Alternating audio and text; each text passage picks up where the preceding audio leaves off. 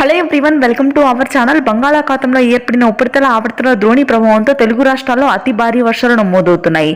ముఖ్యంగా కొన్ని జిల్లాల్లో రెడ్ అలర్ట్ ని ప్రకటించింది వాతావరణ కేంద్రం. వివరాల్లోకి వెళ్ళడం ఏ జిల్లాలో వర్షాలు పడతాయి తెలుసుకునే ముందు మీరు ఇంకా ఈ వీడియోని లైక్ చేయనట్లయితే ప్లీజ్ లైక్ చేయండి. మీ యొక్క చిన్న లైక్ మాకు చాలా ఎంకరేజింగ్ గా ఉంటుంది. వివరాల్లో కనుక వెళ్ళినట్లయితే ప్రస్తుతానికి పశ్చిమ బంగాళాఖాతంలో ఏర్పడిన ఉపరితల ఆవర్తన ద్రోణి ప్రభావంతో, అదేవిధంగా దక్షిణ బంగాళాఖాతంలో కొనసాగుతున్నటువంటి ఉపరితల ఆవర్తన ద్రోణి ప్రభావంతో తెలుగు రాష్ట్రాల్లో భారీ వర్షపాతం నమోదవుతుంది. ముఖ్యంగా కోస్తా తీర ప్రాంతాల వెంబడి రానున్నటువంటి 48 గంటల పాటు భారీ వర్షాలు నమోదు కానున్నాయి.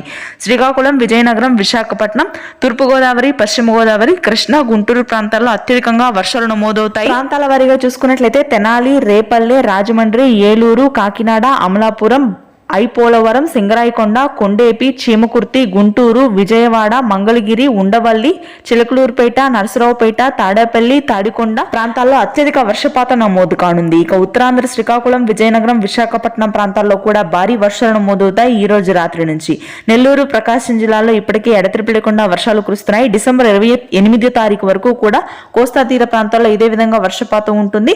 ఇక తెలంగాణలో కూడా వర్షాలు మొదలయ్యాయి. హైదరాబాద్ నగర ప్రాంతం, మధ్య తెలంగాణ ప్రాంతాల్లో భారీ వర్షాలు ఉంటాయి.